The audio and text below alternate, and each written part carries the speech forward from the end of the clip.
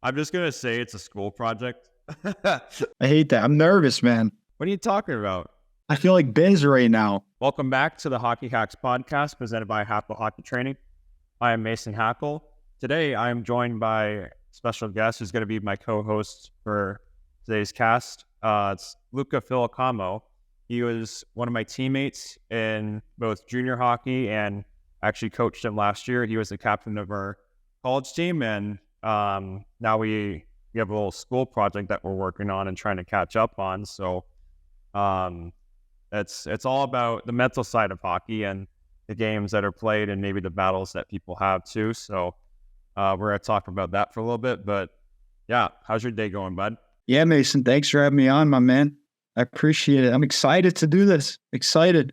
Yeah. It's been going good. So I just had school all day, went to class, studied anatomy, getting ready for a big practice. Oh, anatomy? When have you done that? Oh, you know what? In that video, one of your videos, actually, you're talking about a lot of the bones and movements. We actually are going over that now. Oh, perfect. Yeah. Kind of that structural balance that goes into fitness. Yeah. I forgot you were studying that, actually. Yeah. I also do PT after. Right. Be a good time. Should be a good time. Perfect. So you had a couple questions set up for today's topic. So while we take a look at those real quick and then proceed on. Yeah. So for my writing project, I chose to do it on athletes battling depression and basically the mental health side of things for sports. And I know me and you specifically, I know you had a couple of stories that you wanted to share. Oh, absolutely. That you went through in your junior hockey career as you got older. But thanks for letting me interview you today. Of course, yeah. First of all, my first question is, not my first question, but if you want to really get into it now, if you have any news or anything you want to bring out into the world now, it's been a couple years have gone by now. Anything to get off your chest? Yeah. Definitely from a young age, I had a drive to, well, I think we all play hockey just because we want to make the NHL. And I had that as a kid. And then that was really what drove things. And when I couldn't achieve that was always like a big hurdle, let's say, or when I felt like I wasn't able to progress towards that, that always felt like a big burden, whether it was in a specific game or when I would look at my point totals at the end of a season or just looking back on the whole 10 years too. So that, and plus my personality in general, I do put a lot of pressure on myself and anything that. Oh, yeah, we know. Yeah. We know. Anything that I do, cause there's definitely a small part in me that looks up to the best and then is like, yeah, I want to be like that. And whenever that hasn't happened, that's when there's a big cycle or feedback loop when that just makes me continue to put more pressure on. I think, and like to expand off of that a little bit, most of these mental issues are feedback loops, and when you recognize when the first step is always recognizing when those come up.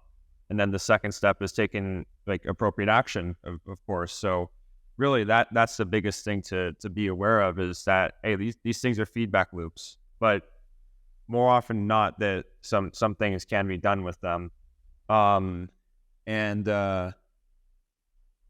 would say like something that made me fix that feedback loop itself was getting into coaching. Like uniquely enough, yeah. I'm an old coach, by the way. You're doing a really good job. I appreciate that. Yeah. I have a throwback to Worcester Railers. Oh yeah. 2019, 2020. We got you up there. and I hated Worcester, by the way. Mike Odessa, the bear. God bless his soul, by the way. He passed away not too long ago. God bless his soul. But you guys didn't really see eye to eye. And you moved away from home, probably what? California to Worcester, Massachusetts. Yeah. That was my second year away from home too. So that being said, you guys not seeing eye to eye, not really feeling comfortable in that spot where all you want to do is just play the sport you love, play hockey. Yeah. How did that make you feel, like, mentally? Like, I know it's draining. Well, listen, hell high, in my opinion, but it does get tough mentally. I was one of his favorite guys, and I mental blender for the longest. Oh yeah. So how does it feel being on your side of things, not really seeing eye to eye with that program? Well, he definitely had more stories outside of the Railers too, and a lot of controversies too. But yeah, we didn't see eye to eye at all. This was honestly my trip to Worcester. Even meeting you in a few months beforehand with one of the first teams that we tried out. That was the first season where I was committed to this Train 2.0 program, and where I had met Jason Yee in Vancouver for the very first time, and I was coming off of that. Like, Train 2.0 gave me such a big transformation in my hockey mind and my hockey playing, and just really opened up my skating and skills in general, and like mechanics in general, like all of that. It just completely changed the way that I train too. So going into Worcester, I was already primed with such a big shift in my understanding in hockey training, that when I went to something that went back to basically something that was traditional or even hyper traditional, where it was before weight training. You remember this, where we were just doing jump ropes and push-ups, where it's like, oh my God, after games, man. That too, yeah. Like, why did we get on the freaking assault bike or a sled too, or just like, or do a crap load of pull-ups? Like, this was all like pre.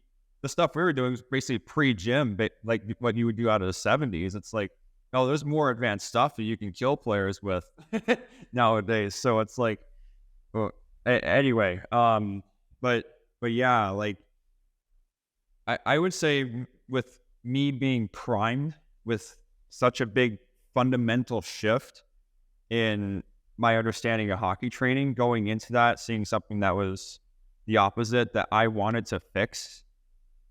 I wanted to change all the coaches' understanding on hockey training, and saying like, hey, this is where I was, this is where I am now. I'm so much better than that.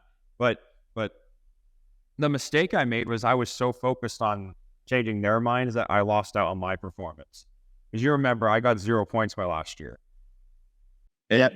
And that literally to be put up 0 points. Yeah. I'll tell you that. Yeah, that was embarrassing. It was like I wasn't performing like I wanted to, and like how they also wanted me to as well, and how I knew that they wanted me to. And like, in addition to that, some of the things that Mike was telling me was, I didn't see that as helpful, because I knew that wasn't the thing that was helping me. I knew that was not the thing that was giving me that transformation. The stuff from Jason was the stuff that gave me the transformation. And like, I was stuck with that. I was stuck for that for a while. I got resentful too. And it basically took the COVID lockdowns for me to start being like a lot more, I guess, open-ended and a lot more forgiving with that. So there's that definitely took a toll on me. That inner is all in my head, it's all in my own head. I was just battling with myself, I would say. I'll tell you what, I got some numbers here. In 2021, the American College of Sports Medicine claimed that 30% of female and 25% of male student athletes respond with anxiety throughout their seasons. What do you think is the main cause of that? Do you think it's just mentally battling each other and you're getting in their own head? What do you think the main cause is for this? He's anxious. I think that is that that's a college stat, or is that like a general? It's the American College of Sports Medicine. American College of Sport Medicine. So that's basically any sport that college has. First of all, it depends on the sport, because some sports you're legitimately going to war, just like jiu-jitsu or hockey or football. But other sports, it's not as maybe the case where it's physically demanding. I don't think basketball is as physically demanding as hockey. I don't think it's the same thing with baseball. But we've seen it if you compare the MLB to the NHL. MLB plays a game every day, 100 games a season, and it's like a span of 8 to 10 months. Like, it's a long time. You're playing a game every day, whereas the NHL is only 82. You don't play a game every day, but the sport and the demands of the sport are hard. So it's like, and if we take basketball in there as well, it's like that also has an 82 game threshold, but like even they say like it's a grind to get through the season. And then football is like, well, they're monsters out there just slamming into each other. Like some of the most athletic athletes on the planet and the strongest athletes on the planet are slamming into each other like all the time, and you see all the concussions from that. So it's like CTE. I would say the physical sports definitely take a toll on you, because things that happen physically will still affect the soul. If I'm to bring up something slightly spiritual, but it still is the case that happens if your body is wrecked and like continues to break down. Like you have to deal with injuries. That's going to affect your mental thing as well. I even felt that with that's exactly what I felt with my hips, actually. And Yep. like I think injury can be a part of it. I couldn't play with the team. I couldn't even practice too. Like it's 20-year-olds are not supposed to be limping from hip pain. And that's what happened with me. Yeah. So it's like, because I had that, you could say, identity shift, or like, counter to what I'm supposed to be. That can affect a lot of people, and that did with me. So I would say, but to answer the question again, I think both it depends on the sport. If you get the physical ones, that's going to affect your soul. But if it's a grind that you do every day, like sometimes some people are not fit for the grind, and that's just, yeah. So some people can't do it all. And there's a reason that there's a top 1% of 1% in basically all of these sports, is because not everyone is insane enough to like go that far with their certain sports. Well said. Well, look at you now, my man. You're an absolute animal working world. How did you break out of that habit or that mindset that puts you in such a low state at one point in your life? And how build from it and get to where you are now in your life? I'd say it's part of the reason why I'm doing this podcast and doing what I'm doing on social media and my coaching and my personal training too, where I've really come to appreciate the longevity perspective of training and of bettering people too. And I'm trying to remember when that all clicked for me. Because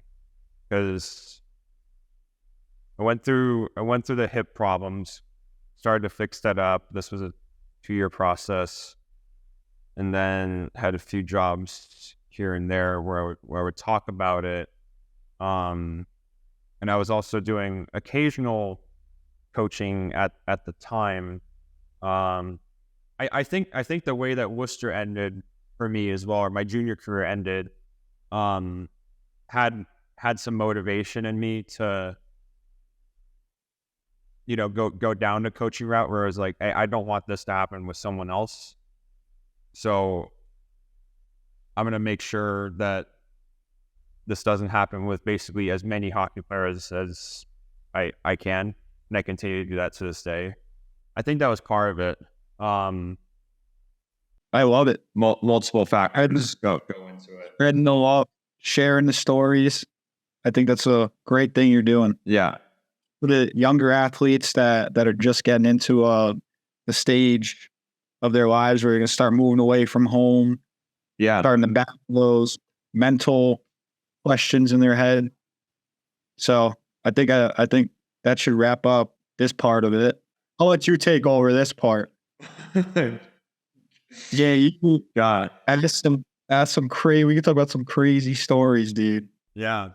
Well, why don't I let you talk about some things that you've gone through? Yeah, no, that's what I'm saying. Like, you could ask me something. Go ahead. Yeah. Well, are you gonna read? Yeah, we're good. Go. Like right now? Yeah, go. It's okay. Go ahead. Ask me some stories. Oh, no, like spin chicklets. That type of way. We'll make it funny. But like, sure. Tell me a crazy story.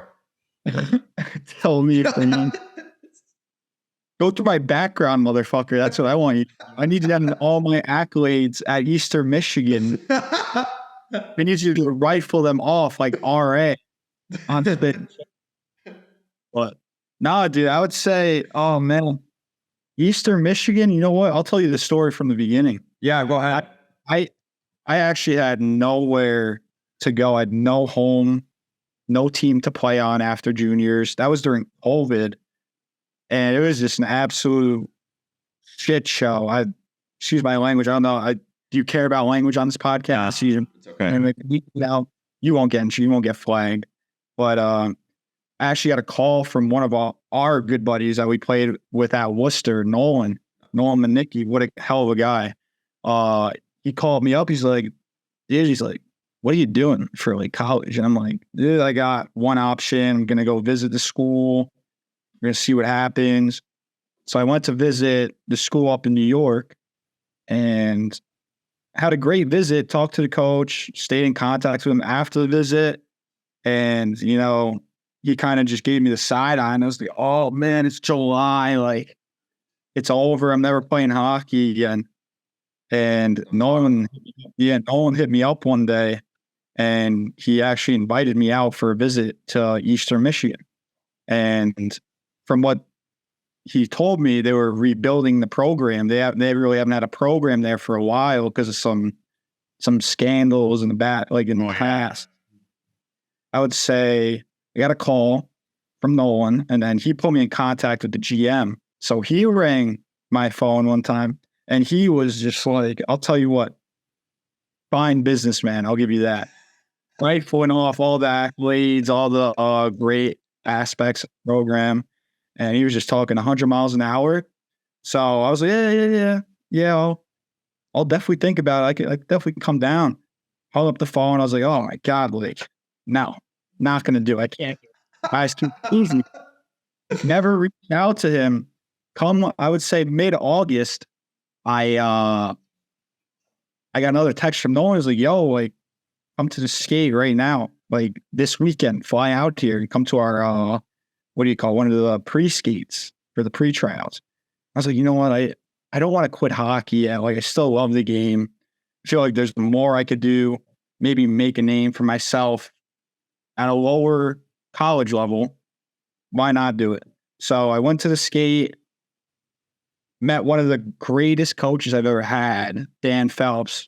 That guy can muster up a good college team, I can tell you that. So talked to him for a couple minutes. I was like, dude, you convinced me. He didn't even say anything to me. I was like, you convinced me with your skill. Like, I'm in. I'm in 100%. Signed the contract, whatever. Moved there a couple weeks later. And, that's how that started. So I was spent 2 years there. Played the first year under Lucas LaPlante, one of our captains there. Another good guy. Had a really good start, actually. I would say it was a tough division. I mean, look, I know it's ACHA D1, but they play in a really, really hard division, and the program that's rebuilding didn't really have the manpower to win some games. So definitely a struggle and a grind, but definitely a good learning experience from the hockey aspect of it. So I think that was only year one. With all that was year one. So I would say halfway through year one, we got one win in the first half. Had the shootout game winner, no big deal. Other than that, we won one game. So I go home for Christmas break, and I'm sitting on my couch one day, get a long paragraph from our guy, Dan Phelps, our coach, saying that he's leaving, he's out, he's hitting the road. I was like, oh man, just as things were going well for me, especially playing under a good coach who knows the game. Like, I can take that. If we're losing, but we have a really good coach, like, exactly, I could do that. Like, I was mentally happy in the right place, met some good friends. And I'll tell you what, the minute he left, that took a toll on me mentally. I was like, oh no, and nothing against the new guy who came in, but it just wasn't up to our standards as a program. Exactly. Didn't really work out. And I think that there, like, waking up at 7, we had 8 or 8:30 a.m. practices before school, hour and a half. We were doing 3 days a week, which is pretty normal, I would say, for our level. But it was just, it wasn't the same tempo, wasn't the same pace. It was tough. It was tough. And he got brought in last minute. So nothing against the new guy, but it just mentally, it took a toll on me, because now we're losing games. I feel like I have nobody to go up to, especially the guy who recruited me. So he left. He was out after one semester, and wrapping up that first year, I think we won maybe 2 or 3 games. And I was just like, I was miserable. I was thinking about quitting hockey. So definitely not a fun time. And honestly, I didn't know what was making me think like that. Like, I was in a dark place for a long time. Well, if you get like a mentor like that who goes away, like just on a whim without maybe too much notice, it's kind of like an act of betrayal in a way. And yeah, and you know what? I'll give him credit. Like, he had his own problems going on. Yeah. He had his own life. He had other jobs, so it was his main priority, which I understand. Well, I'll tell you what, when he was there, he had a huge impact on all of us. Yeah, and we were getting getting 1% better every. That's how you should do it. Yeah. So I would say that took a big mental toll. And then going into year 2, when did you reach out to me? When did I think that had to be in July, maybe not. I feel like it was, because I took a visit in that same August. It wasn't too far afterwards. Yeah, you did. Yeah, no, getting you down there was actually a really good help, good influence. I would say the biggest thing going into year 2 is I just came in, didn't really care, nonchalant. I was like, I'm the best there. Like, I don't really care. And, it showed in my play. Like, I wasn't the same player. It was the first year. I wasn't the same player. I didn't train. It was just a shit show. Like, Yeah. not having that voice, that presence there that our old coach gave us Phelpsy. Yeah, now it just nobody to put me in check. So mentally, I wasn't there. Physically, I definitely wasn't there. Nah. You know how it gets. I saw it. Yeah. Crazy nights. Jesus Christ. You know, at 2 a.m. almost every night. Not a good time. No, that was even harder to coach too. Like, because we had let's say a few changes mid season that came about. We don't have to go into it, but I went from being the skills coach of their team to being basically the assistant / main tactics person. Yeah. You'd say you were the head coach. I mean, you're going to. I know it's not going to say it on my thing, but it doesn't matter. We'll say you were. I think a lot of guys respected you, and no, I think they respected you. They respected the new guy, Dimitri. 2 wonderful young coaches. Yeah, no experience. I think you guys did the best that like you guys could do, especially with the manpower we had. It wasn't a bad season. I mean, so I think we worked on something. We definitely got better as you guys came. Yeah, helped a lot. You did conditioning a little bit too late, but there were some times where we were just too pissed as coaches that we just like, yeah, fucking back skate them before Adrian, like one of the best teams in the thing. Yeah, like that's what that's not some bar. We're gonna do it still.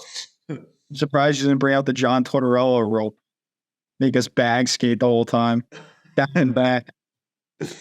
Yeah, God, I thought you guys would hate me for all those. We called them Edmonton drills, where the McDavid drill. Yeah, McDavid / Edmonton, the Oilers drill. Yeah, 100 miles an hour. Connor McDavid, move your feet back and forth. Yeah, transit.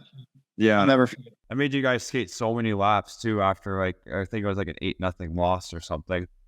It was I thought it would never stop on ridiculous. And like we messaged privately. It was like from your other strength coach that you're working with right now. That it's like, why are coaches still doing that too? You know? Oh wait, you reached out to No, I didn't. We there was an Instagram post from him where he was. Oh yeah, me. He was talking about how this type of conditioning doesn't work. And I don't believe it works, but we were too pissed. So I was like, yeah, and I think that's another thing. Like in the heat of the moment, yeah, guys got to put guys in their place. Some guys don't want to buy in, so I think it's something that sucks.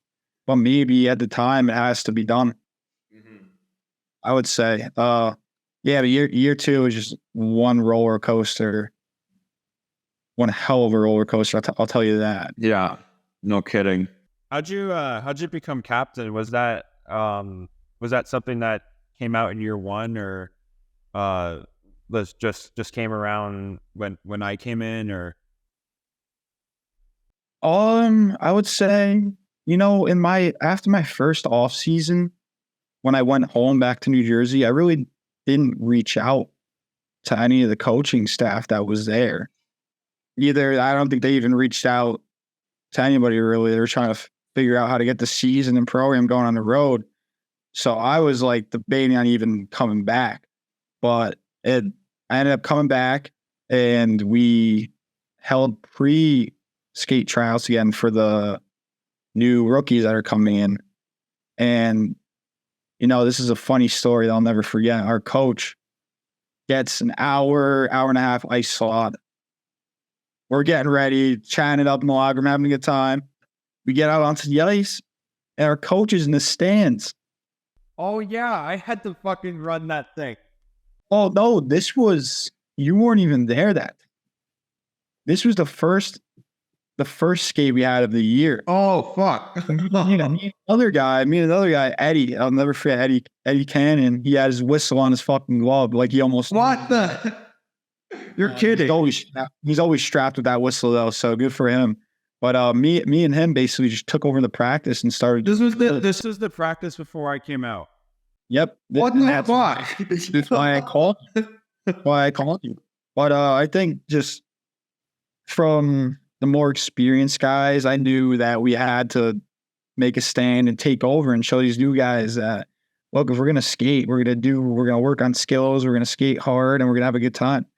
So honestly, we took over that skate, and I think it was a success, and the guys liked it. And after, I would say, a couple more of those skates, our coach came up to me and said, look, I'm going to make you a captain. We're not going to do a vote. I think you stepped up.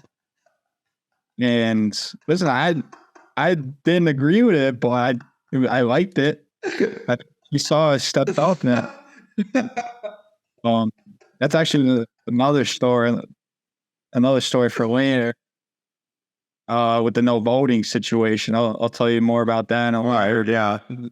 Yes. Well, yeah, that's basically how it happened. It was after a couple of those skates, we took over random, and I would say that was a big thing for me, taking that first step and kind of leading our guys coming back and our new guy, trying to create a culture, because I don't think anybody really took that step before, especially in the group prior and the year before. Nobody really was kind of just, show up to the rink, practice, go through the motions, get fucking whooped 9-1 every Friday and Saturday. So I think stepping up was a big thing in my life, and helped me become the man I am today. It gave me a broader... You had been a captain before, right? Oh, I actually had been a captain, but it captained a high school hockey team, so not really the same. Second time. How would you compare these two? What? Really both times. Yeah. I would say in high school, honestly, I could barely remember what went through my head in those years, but all I know is in high school, I had to see. I was like, got to just kind of fit in and lead by example. I had it in a with the Sharks for a year, actually, in what was it, 2016, 2017. But that was also technically a high school team. I was the assistant. That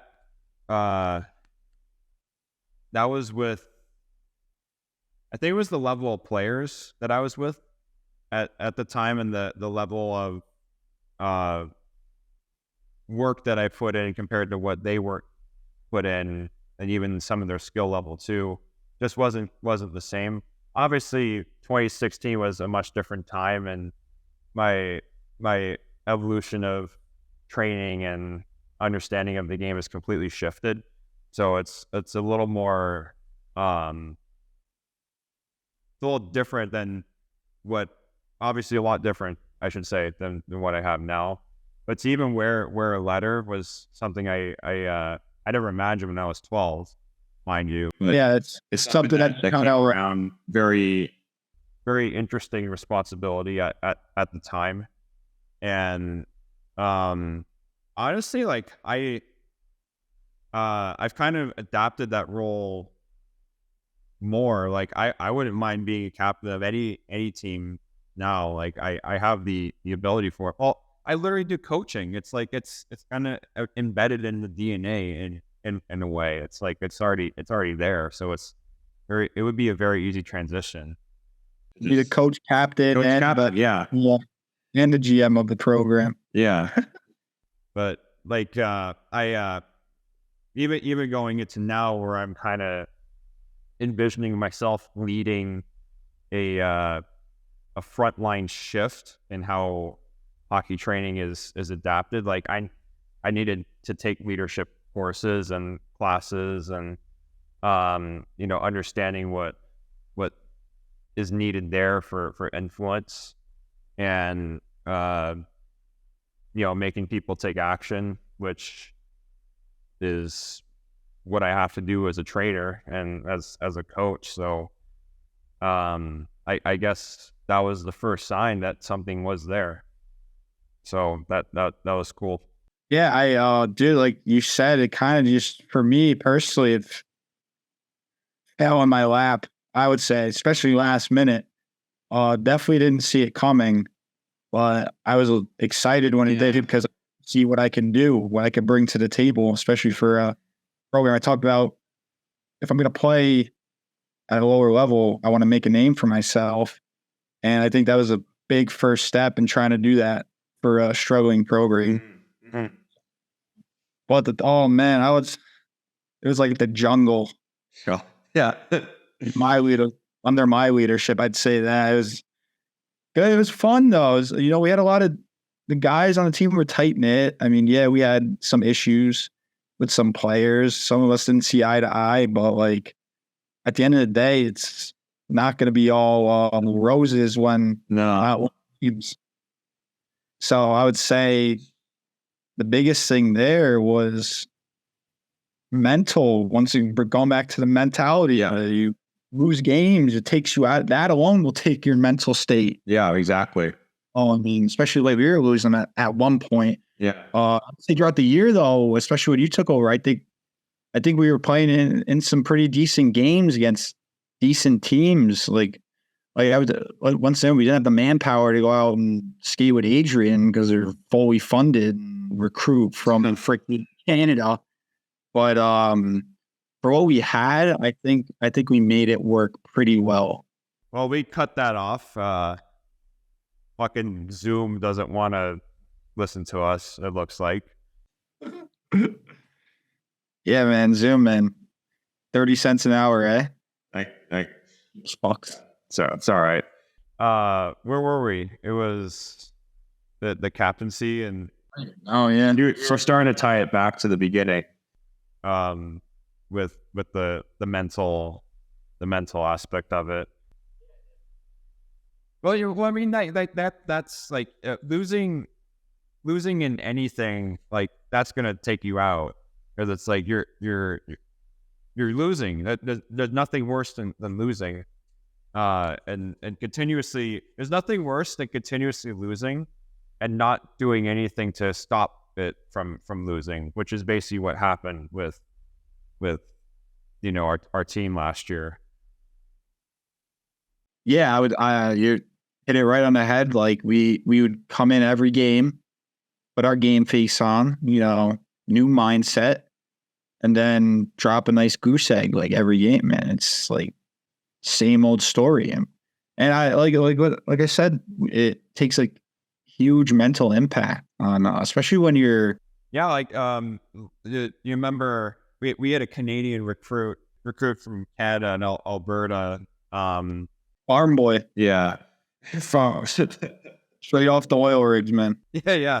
There were several talks that Dimitri and I had with them, that in the locker. Like he had spent like thousands of dollars just to get out here, and then this is the outcome that he gets, where it's utter garbage, for every session or every skate, every game. It's like that's going to take a toll. Like someone who puts everything that they put in from their life into something that's not getting the outcome that they dreamed of, or that they wanted, or that they knew was actually good for themselves. Like that is a prime unfortunate circumstance that also leads to mental insanity, because now you have to basically rebuild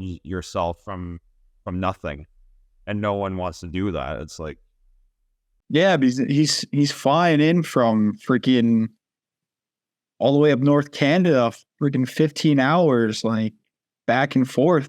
Yeah, it's the best. Like it took a toll on him near the end of the season. I had some talks with him, and I also had a couple breakdowns near the end. Yeah, he actually kind of got into it a little bit on the bench. Yeah, it once you leave the ice, take that gear off, leave the locker room, stays in the locker room. So right.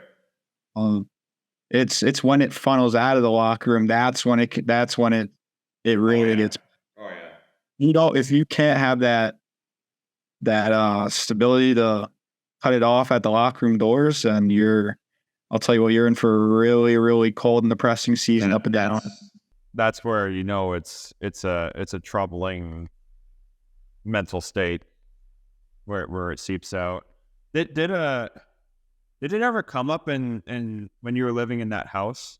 Did it come up with any of the teammates that you were with, or? I'd say, nah. I know there was like a bunch of other stuff that was happening, but like, Sure.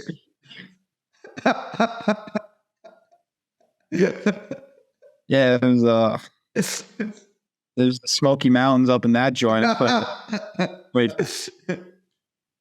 freaking we did a pretty good job of not letting it leak into the house. There's a few conversations here and there, but especially me, I really just kind of keep my mouth shut. I don't really like talking about what is our job for the time being. As a college student, I don't like having it leak out of the workplace. So I would say we did a decent job of cutting it out in the locker room.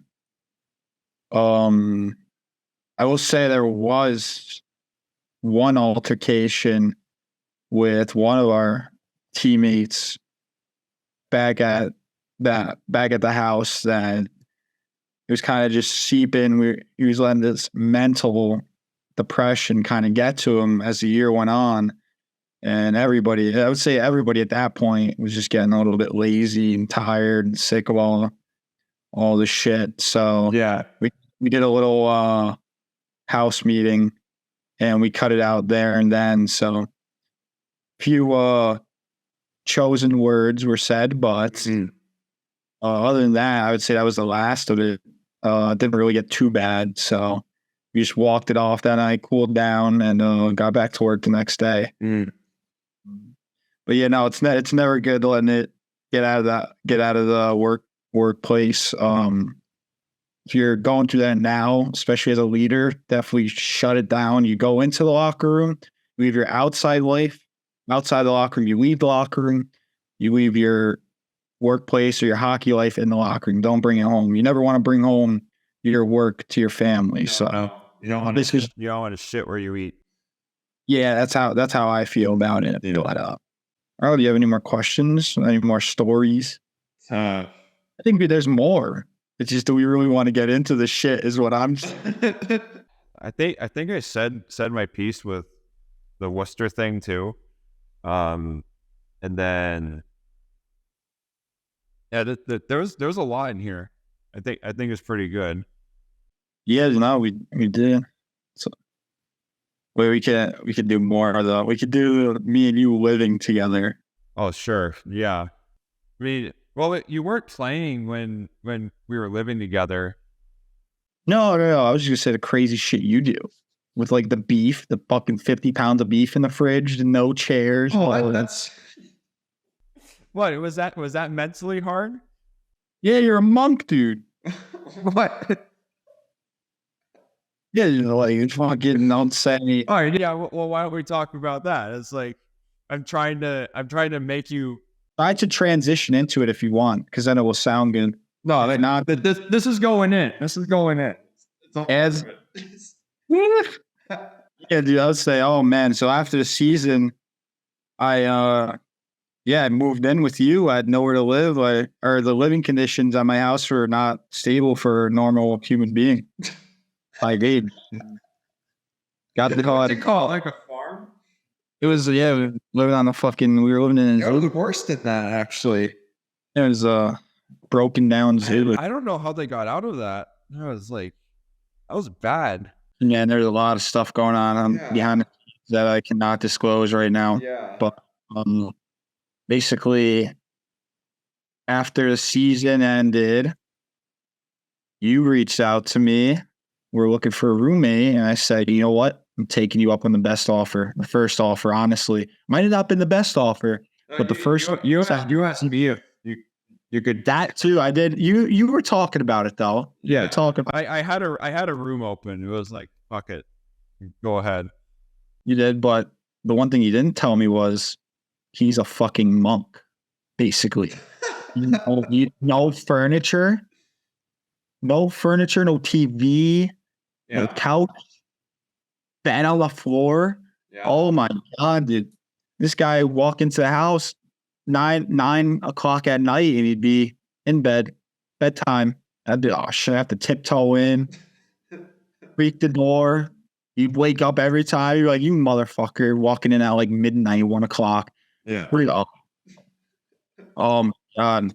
I wasn't that cruel. I don't even know. You were a good sport about it.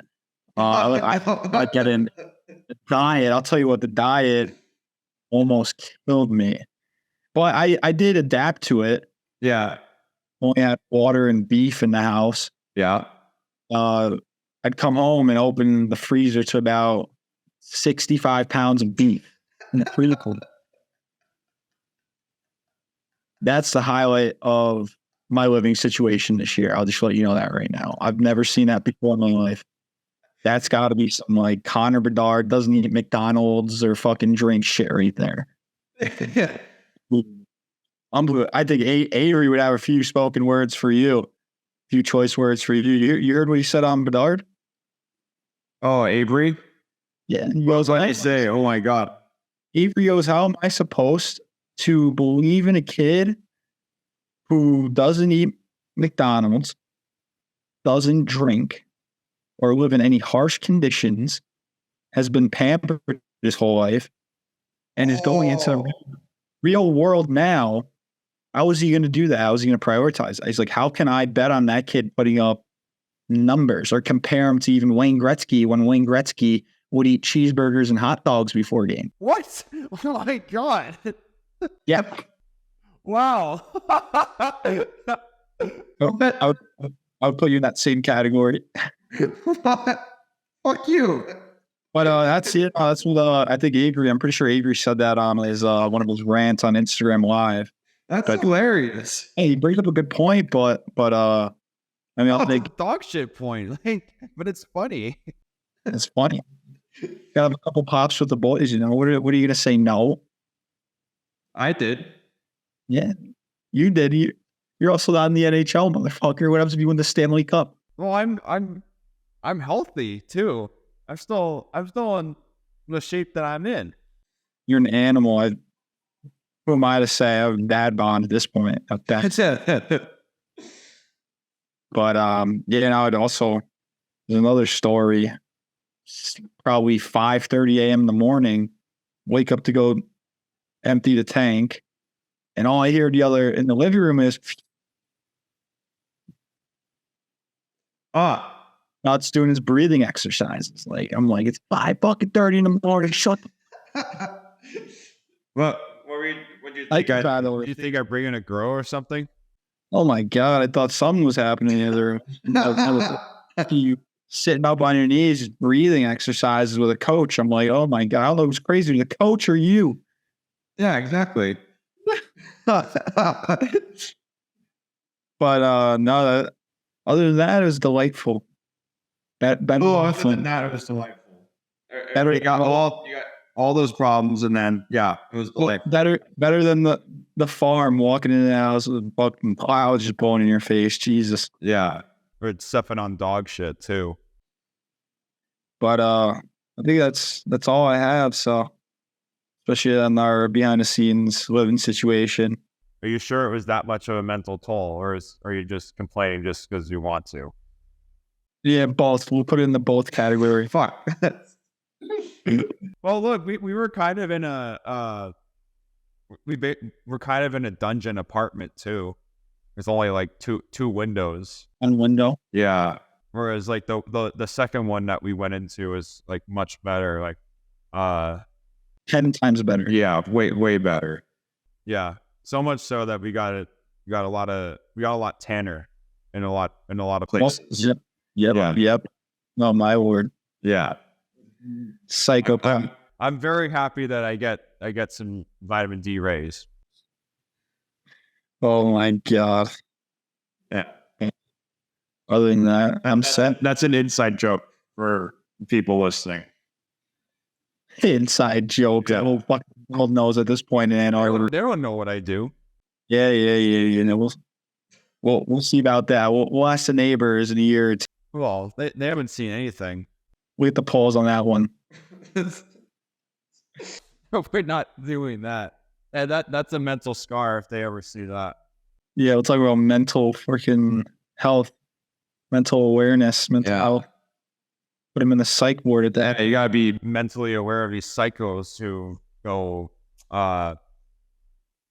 who take a sleep on a patio or a balcony, whatever you call it, a deck.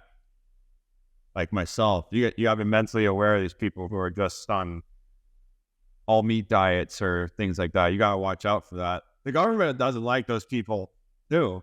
The government hates me. Yeah, gotta be mentally prepared for me.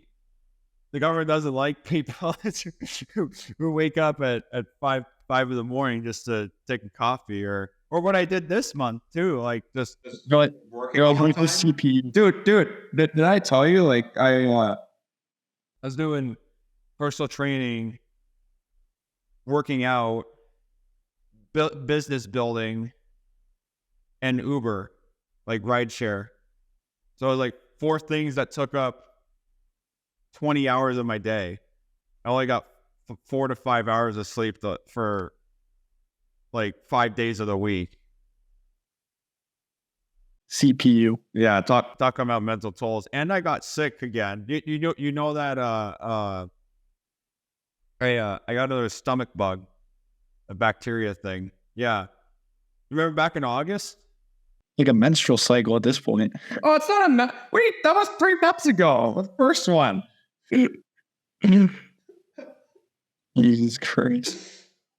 But this was actually a bacteria. Self-control on this thing. Yeah.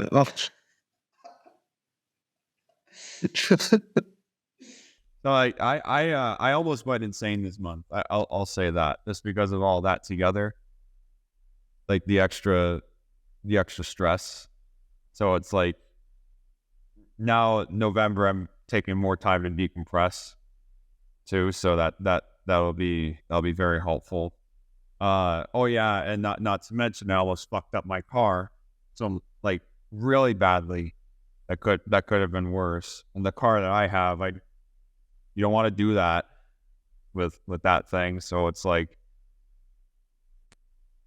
yeah, October tried to kill me. That was Mentally and physically. So 7 series. yeah, you don't want to mess around with or wheel around with a 7 series too much, even though it's a beautiful car. But whenever I hit like a bump or anything like that, I get pissed. Like I hit I didn't see a curb yesterday. I was driving someone. I was driving someone with rideshare. I hit a curb, and I was like, "How the fuck did I not see that?" When she was in the car, it was like, Jesus. I shouted that because like it was like, that's the car I don't want to mess up. If that was the previous car, I'd have been like, "Oh, well, I hit the curb." Because it was so big, too, and plus it'd been through the ringer like so much. Don't let him fool you. He's doing donuts in Applebee's parking lot at 2 a.m. I'm not tolerated. I don't have the money for more tires yet. This is gonna, you only have to, with BMWs, you can only get them repaired in the shop, like there. You can't go to like any of the other places. The German car? Yeah. Well, it's like exclusive. Tesla does the same thing where you can only repair them in the specific place. Yeah. So yeah, like again, talking about mental tolls, you get a big purchase like that you made, and something that's as precious as a baby, basically. Anything touches it, you're just like, God damn it. Or if you fuck it up too, like yourself, and it's your mistake, you're extra mad. So that's what happened with me this month. All right, I'm pretty much wrapped. Yeah, I'm out of things too. Yeah, we'll take it there. Thanks for having me, bud. Or no, sorry, it's not your podcast. Thanks for being on my podcast. Yeah, I can't wait to come back on. Yeah, you're welcome on any time that we're free. Thanks for having me. Yeah, of course. What was our topic again? I don't know how did we get to this point? Mental health. Whatever. It's fine. Yeah. Anyway, see you in the next one. Bye.